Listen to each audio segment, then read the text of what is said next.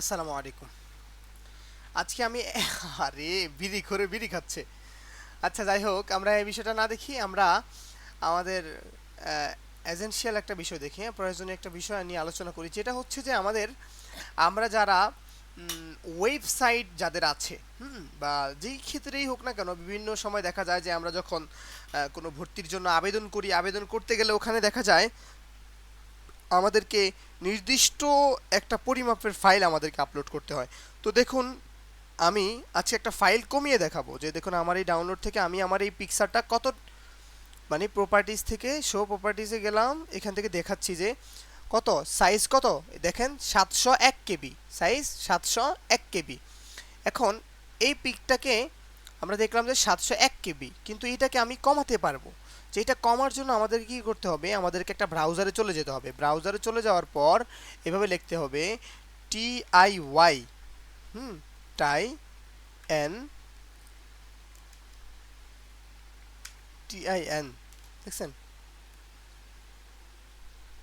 TINY, হ্যাঁ, এটা লিখবেন টাইনি আর কি, TINY।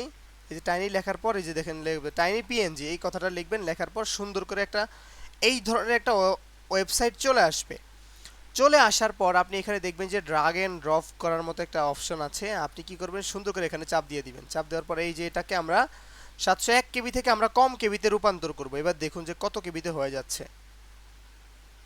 দেখুন, মাত্র 82% ওরা কমিয়ে দিছে, দেখছেন যে এখানে আমাদেরকে কত দিছে, 300, কত, ও সরি, এইটা এই যে উপরের পিকচারটা দেখুন, আছিল কত 718, কত 718, এটা কমে আসলো কততে, মাত্র 96 কেবিতে চলে আসছে। আর আগে একটা করছিলাম 2 MBর PNG, আসছে 316 কেবিতে। তো এটাকে যদি আমি এখন ডাউনলোড করি, তো দেখুন যে এটা কত কম। ওই সময় দেখাইলাম কত 700+, এখন দেখুন কত, মাত্র 94, কত 94। তো একটা ফাইল কিভাবে ছোট করতে হয়, এটার জন্য সবচেয়ে সেরা অপশন হচ্ছে টাইনি।